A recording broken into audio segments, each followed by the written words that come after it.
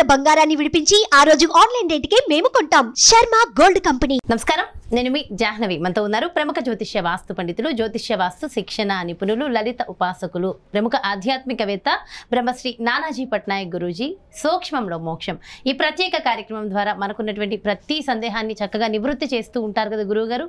మరి గ్రహణం రాబోతోంది కదా, ఈ గ్రహణానికి సంబంధించి గురువుగారి మాటల్లో డీటెయిల్ ఇన్ఫర్మేషన్ తెలుసుకుందాం. నమస్కారం గురువుగారు. శ్రీమాత్రే నమః. అయితే గురువుగారు, ఈసారి సూర్యగ్రహణం ఉంది అంటున్నారు. అది రాహుగ్రస్త సూర్యగ్రహణం అంటున్నారు.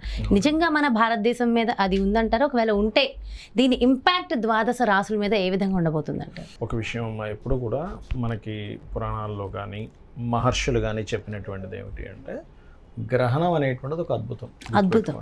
ఆ అద్భుతమైనటువంటి సమయాన్ని మీరు దేవతా ఆరాధన ద్వారా మీరు వినియోగించుకొని మీ యొక్క పాపకర్మను ఎలా దగ్ధం చేసుకుంటారు, ఇది మెయిన్ గుర్తుపెట్టుకోండి. ఇప్పుడు ఒక గ్రహణం అంటే ఇది భాగం ఫస్ట్ మీకు గుర్తు రావాల్సింది ఏంటంటే, ఒక గొప్ప అవకాశం వస్తుంది, ఒక గొప్ప సమయం వస్తుంది. గొప్ప సమయం అనేటువంటి దాన్ని ఎలా వినియోగించుకోవాలి. మీ ఇష్టదేవత ఎవరు, మీకు ఎవరైనా గురువుల ద్వారా మంత్రం తీసుకున్నారా, బీజాక్షర మంత్రం ఉందా, లేకపోతే గాయత్రి చేసుకుంటారా, లేకపోతే ఇష్టదేవత స్తోత్రం పఠిస్తారా, లలిత పఠిస్తారా, విష్ణు సహస్రనామాలు చేసుకుంటారా, శివ పంచాక్షరి ఓం నమ శివాయ అనేది చేసుకుంటారా, ఓం నమో నారాయణ చేసుకుంటారా, లేకపోతే మీకు ఏదైతే అవసరమో, వివాహం అవ్వట్లేదు, మనం చాలా చెప్పాము లలిత సహస్రనామంలో, ఓం కామేశబద్ధ మాంగళ్య సూత్ర శోభిత కందర అని, లేకపోతే ఉద్యోగం రావట్లేదు, మాణిక్య మకుటాకార జానుద్వయ విరాజిత, ఇలాగ ఏమి చేసుకుంటారు అనేది ఫస్ట్ డిసైడ్ అవ్వాలి ఆ రోజు. అంతేగాని గ్రహణం అనగానే ఏదో భయపడిపోయి అమ్మో గ్రహణం అట కాదు, ఇది బాగా అర్థం చేసుకోండి. ఒకటి, మరి ఈ రాసుల వారికి కొంత జాగ్రత్తగా ఉండాలి, ఈ రాసుల వారికి మంచి అని కూడా చెప్తుంటారు కదా అంటే, దాని తోవ దాందే, దీని తోవ దీందే గుర్తుపెట్టుకోండి. అంతే. ఎలా అంటే చెప్తాను చూడండి. ఇప్పుడు ఎక్సర్సైజ్ చేస్తారమ్మా, ఎక్సర్సైజ్ చేసినప్పుడు ఎనర్జీ బాడీ ఫిట్ అవుతుంది. ఓవర్గా చేస్తే ఎక్సర్సైజ్ ఇబ్బంది అవుతుంది, చాలా ఇబ్బంది అవుతుంది కదా. అంటే ఏదైనా సరే ఒక లిమిట్, మీరు దీన్ని ఎలా వినియోగించుకోవాలి అంతవరకు ఏ జాగ్రత్త తీసుకోవాలి, అది మాత్రం పనికిరాదు. అంటే ఏ జాగ్రత్త తీసుకోవాలో తెలిస్తే దానికి దానం ఇచ్చేసుకుంటే అయిపోతుంది. కానీ అమ్మో దీనివల్ల ఏదో అయిపోతుందంట, నాకేదో అయిపోతుంది, నా లైఫ్లో ఏదో జరిగిపోతుంది, ఈ గ్రహణం వచ్చేసింది, ఇవి కాదు మనం చేయాల్సినవి. అయితే ద్వాదశ రాశుల వారికి చూసుకుంటే కనుక ఇది మొట్టమొదటిగా గుర్తుపెట్టుకోండి, మనకి గ్రహణం లేదు. అమెరికన్ కంట్రీస్కి ఉంది, మనకు లేదు. ఎందుకంటే రాత్రి 9 గంటల ప్రాంతంలో వచ్చే గ్రహణం మనకెందుకు ఉంటుంది, సూర్యుడు కనబడ్డు కదా.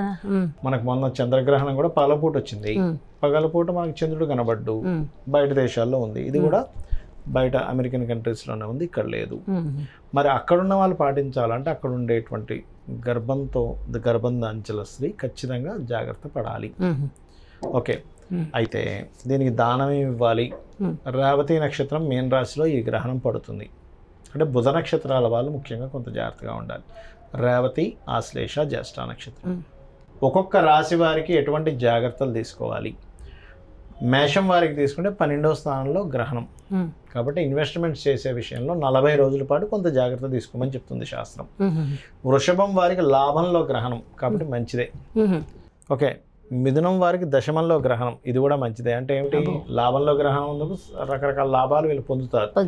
దశమంలో గ్రహణం ఉన్నందుకు కొంచెం వర్క్ స్ట్రెస్ ఉన్నప్పటికీ కెరియర్ పరంగా బాగుంటుంది, కెరియర్ గ్రోత్ వస్తుంది గ్రహణం వచ్చినప్పుడు దశమానికి.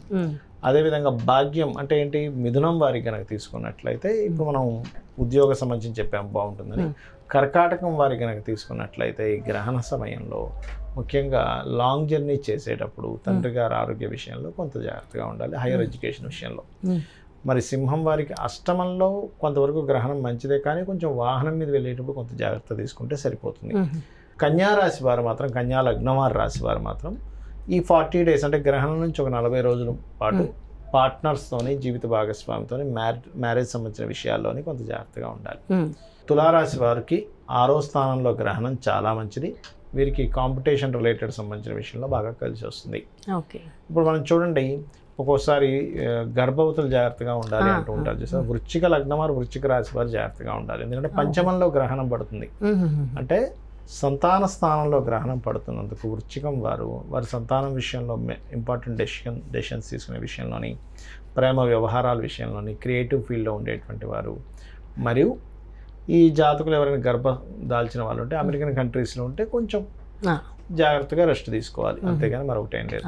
ఇక ధనస్సు వారు కనుక చూసుకుంటే ప్రాపర్టీ రిలేటెడ్ డీల్స్ విషయంలో కొంత జాగ్రత్తగా ఉండాలి. మకరం వారికి మూడులో ఉండే గ్రహణం మంచిదే, అంటే ధైర్యం చేసి పరాక్రమంగా చేసేటువంటిది ఏదైతే ఉంటుందో వీళ్ళకి కలిసి వస్తుంది. కుంభరాశి వారికి చూసుకున్నట్లయితే ప్రత్యేకంగా ఇక్కడ ధన సంబంధించిన విషయంలో జాగ్రత్తగా ఉండాలి. ఇక మీనంలోనే గ్రహణం పడుతుంది కాబట్టి వీళ్ళకి ఆల్రెడీ కొంతవరకు ఎలా ఉంటుందంటే మీనం వారికి ఇప్పుడున్న కండిషన్, గ్రహస్థితి కండిషను ఊహించుకుంటుంటారు, జరగనటువంటిది ఏదో జరుగుతుందేమో అని ఒక భయంలో ఉంటుంటారు. ఆ భయాందోళనకు గ్రహణం పడుతుంది. కాబట్టి ఏంటి, మీన రాశి వారు కూర్చొని చక్కగా ఓం దుమ్ దుర్గాయ నమః నామం ఎప్పుడైనా లైఫ్లో గుర్తుపెట్టుకుంది. బాగా భయంగా ఉంది లైఫ్, ఆందోళనగా ఉంది, కొంతమంది చూడండి కంటిన్యూస్ ఏదో ఒక పెయిన్ ఉంటుంది లైఫ్లో, ఎప్పుడు ఏదో బాధగా ఉంటారు. వాళ్ళకి అద్భుతమైన నామం ఏంటి తెలుసా అమ్మ? ఓం మధుసూదనాయ నమః. వాళ్ళ లైఫ్లో హ్యాపీనెస్ పెరుగుతుంది, తీపి పెరుగుతుంది చేసినట్లయితే ఖచ్చితంగా బాగుంటుంది. అయితే గురుగారు మొత్తం ద్వాదశ రాసుల వారికి కూడా ఒకటే మంత్రం ఉంటుందా? ఎవరికి నచ్చిన వాళ్ళకి వాళ్ళు గురువుల ద్వారా తీసుకోవడం, వాళ్ళ పరిస్థితిని బట్టి, వాళ్ళ అవసరం బట్టి మంత్రం చేసుకోవచ్చు. అయితే ఈ గ్రహణం ఇంపాక్ట్ అనేది అది స్టార్ట్ అయిన తర్వాత ముందు నుంచి ఉంటుందంటారా? దాని తర్వాత ఇక్కడైతే లేదు, బయట కంట్రీస్ లో మాత్రం ఎప్పుడైనా గుర్తుపెట్టుకోండి, ఒక 5-6 గంటల ముందు నుంచి గ్రహణ శూల అంటారు ఉంటుంది. ఇంకోటి, ఇప్పుడు మనం చెప్పినటువంటి రాసుల వారు ఎవరైనా దానం ఇవ్వాలి అనుకుంటే గనక, అది ఇక్కడ వాళ్ళైనా ఇవ్వాలనుకుంటే ఇవ్వచ్చు. ఇవ్వాలనుకుంటే గనక ప్రత్యేకంగా వారు బియ్యము, గోధుమలు, మినుములు, నువ్వులు దానంగా ఇవ్వాలి. ఇది ఏ రోజు ఏ సమయంలో వచ్చింది? గ్రహణం అయిపోయిన తర్వాత ఇవ్వచ్చు, నెక్స్ట్ డే ఇచ్చేసేవచ్చు. ఇంకోటి ఏంటంటే వెండి ప్రతిమలు ఉంటాయి, రవిచంద్రులది ఒక చిన్న నాగుపాము ప్రతిమలా ఉంటుంది, అదొకటి. అండ్ ఒక గిన్నెలో నెయ్యి పోసి ఇవి ఇచ్చినట్లయితే, ఇంకా కూరగాయలు, పప్పులు కూడా ఇవ్వచ్చు మీరు ఇవ్వాలనుకుంటే. ఇచ్చినట్లయితే స్వయం పాకంలా ఇవ్వచ్చు. ఇచ్చినట్లయితే ఈ గ్రహణ సంబంధించిన దోషం అనేటువంటి తగ్గుతుంది. అయితే ఈ గ్రహణం ఏదైతే మనం చెప్పుకున్నామో, ఈ గ్రహణం నుంచి 41 రోజుల పాటు మాత్రం ఈ విషయాలు జాగ్రత్తగా ఉండాలి. ఈ రవి సూర్యుడు వీటి కారకుడు కాబట్టి మనం ఆల్రెడీ లాస్ట్ ఇయర్ మనకి డిసెంబర్లోనే ప్రిడిక్ట్ చేసాం. ఫిబ్రవరి నుంచి మే వరకు ఆందోళనకరమైన విషయాలు, తుఫాన్లు, భూకంపాలు, గొడవలు, గందరగోళం, రాజకీయాలు గందరగోళం ఉంటుందని చెప్పాం. అలాగే నడుస్తుంది. అదేవిధంగా ఈ గ్రహణము కొంచెం ఏదైనా ఒక రాజకీయ నాయకుడికి, ఒక పెద్దవాళ్ళకి ఇబ్బందిని కూడా ఇస్తుంది. చాలా పెద్ద మార్పుని తేబోతుంది. అది మన ఇండియా కావచ్చు, బయట యుఎస్ కంట్రీస్లో కూడా ఎక్కడైనా కావచ్చు. ఓకే, అంటే అంటే అంతా కొంచెం జాగ్రత్త, మోటివేషన్గా ఉన్న లాస్ట్ మళ్ళీ కొంచెం ఇబ్బంది. ముఖ్యంగా రాజకీయ నాయకులు దుర్గారాధన చేసుకుంటే ఈ ప్రాబ్లం అనేటువంటి తగ్గుతుంది. ఓకే, చాలా చక్కగా ఎక్స్ప్లెయిన్ చేశారు గురుగారు. Thank you so much. నమస్కారం. శ్రీమాత్రే నమః. సో చూసారు కదండి, ఇది రాహుగ్రస్త సూర్యగ్రహణం. దాని ప్రభావం మన భారతీయుల మీద ఎలా ఉండబోతోంది, ఇతర కంట్రీల మీద ఎలా ఉండబోతుంది, ఏ రాసుల వారు ఎలాంటి జాగ్రత్తలు తీసుకోవాలి, గురుగారు ఎక్స్ప్లెయిన్ చేశారు కదా. మరో చక్కటి ప్రత్యేకమైన కార్యక్రమంతో మళ్ళీ మీ ముందుకు వచ్చేస్తాను. మరి అలాగే పర్సనల్గా ఒక్కసారి మా జాతకాన్ని పరిశీలించుకుని మాకు తగిన రెమెడీస్ మాకు కావాలి, గురువుగారు అపాయింట్మెంట్ కావాలనుకున్న ప్రతి ఒక్కరు కూడా క్రింద డిస్ప్లే అవుతున్నటువంటి నెంబర్స్కి కాల్ చేసి అపాయింట్మెంట్ తీసుకోండి. నమస్తే. సుమన్ టీవీలో మీ పర్సనల్ అండ్ బిజినెస్ ప్రమోషన్స్ కోసం కింది నెంబర్కి కాంటాక్ట్ చేయండి.